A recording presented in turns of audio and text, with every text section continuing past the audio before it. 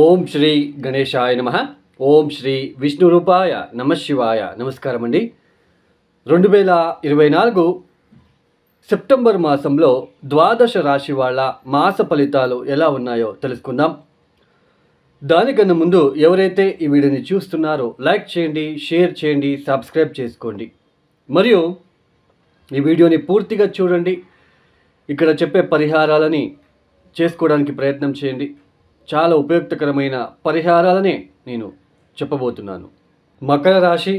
ఈ మకర రాశి వాళ్ళకి 2024 సెప్టెంబర్ మాసంలో ఏ గ్రహాలు యోగిస్తున్నారు అని తెలుసుకున్నట్లయితే ముఖ్యంగా పంచమ స్థానంలో ఉంటున్న గురువుగారు, తృతీయ స్థానంలో ఉంటున్న రాహు, షష్ఠ స్థానంలో సంచారం చేస్తున్న కుజుడు ఒక తాలూకా శుభ ఫలితాలని మాత్రమే అందుకుంటున్నారు. మిగతా అన్ని గ్రహాలు కూడా కాస్త ఇబ్బంది పెట్టే రకంగా ఉంటాయి. కాస్త శుక్రుడు యోగిస్తున్నాడు.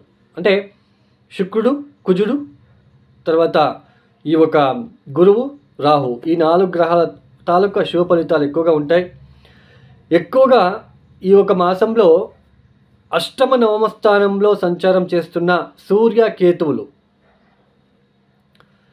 ఎక్కువ ఆటంకాలను తెచ్చిపెడుతూ ఉంటుంది. ప్రతి పనిలో కూడా ఆటంకాలు, విఘ్నాలు ఎక్కువగా ఉంటాయి. తండ్రికి సంబంధించిన విషయంలో అంటే మీ తండ్రికి, తల్లిదండ్రులకి ఇద్దరికి ఎవరికైనా సరే ఆరోగ్యం విషయంలో ఏదైనా ఇబ్బందులు వచ్చే ఒక సూచనలు ఎక్కువగా ఉంటాయి.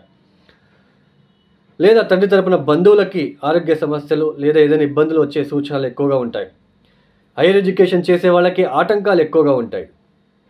ప్రతి పనిలో కూడా వెనక్కపడడం లాంటిది ఎక్కువగా ఉంటుంది. కుటుంబంలో సమస్యలు ఎక్కువ అయ్యే సూచనలు. అయితే ఆర్థికంగా పెద్దగా ఇబ్బందులు ఉండవు. అయితే కుటుంబంలో ఎక్కువగా సమస్యలు పంటికి సంబంధించినది, పళ్ళకి సంబంధించినది, కంటికి సంబంధించినది, ఐస్ రిలేటెడ్, టీత్ రిలేటెడ్ ఇబ్బందులు ఎదుర్కొనే ఆస్కారం ఉంటుంది. Skin related issues, excess of heat వలన ఇబ్బందులు, స్టమక్ రిలేటెడ్ ఇష్యూస్ లాంటివి కూడా ఇక్కడ రావడానికి అవకాశాలు ఉంటాయి. కొన్నిసార్లు లేజినెస్ లాంటిది ఎక్కువ అవుతూ ఉంటుంది.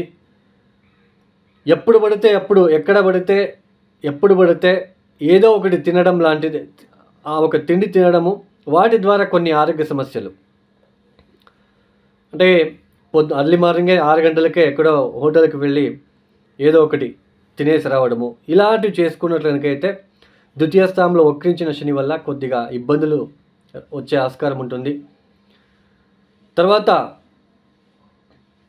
ముఖ్యంగా ఇక్కడ పంచమ స్థానంలో గురువు వలన మనకి సంతానంలో అభివృద్ధి, ఏదైనా పెళ్లి కాని వాళ్ళకి పెళ్లి అయ్యే సూచనలు, లేదా ఏదైనా శుభ కార్యక్రమాలకి వెళ్ళే ఆస్కారాలు ఇలా అన్నీ ఉన్నప్పటికీ సూర్యుడు కొద్దిగా బలిష్టంగా లేదు. సూర్యుడు బాగోలేదు కాబట్టి, పైగా అష్టమ స్థానంలో సూర్యుడు తర్వాత నవమ స్థానానికి వచ్చేస్తాడు కేతుతో కలవడము. ప్రతి పనిలో ఆటంకాలు ఎదుర్కోవాల్సిన ప్రమేయం ఏర్పడుతూ ఉంటుంది ఈ యొక్క మాసంలో.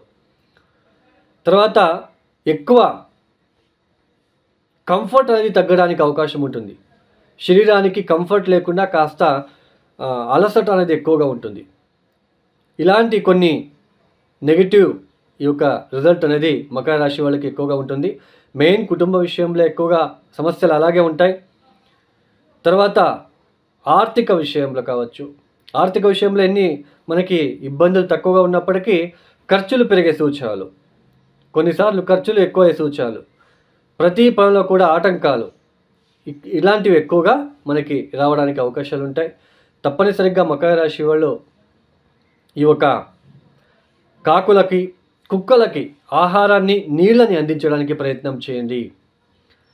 సూర్య, కేతువులకి కాస్త ఉలువులని, గోధుమలని నానబెట్టేసి ప్రతిరోజు ఆవులకి తినిపించే ప్రయత్నాలు చేసుకోండి బెల్లంతో కలిపి. ముఖ్యంగా కాలభైరవేశ్వర అష్టకాన్ని చదువుకోవడానికి ప్రయత్నం చేయండి. రోడ్ సైడ్లో ఉన్న వాళ్ళకి, అందులకి ఆహారాన్ని అందించండి. ఈ యొక్క వీడియో మీకు నచ్చితే లైక్ చేయండి, షేర్ చేయండి, సబ్స్క్రైబ్ చేసుకోండి. సర్వే జనో సుఖినో భవంతు. ధన్యవాదములు.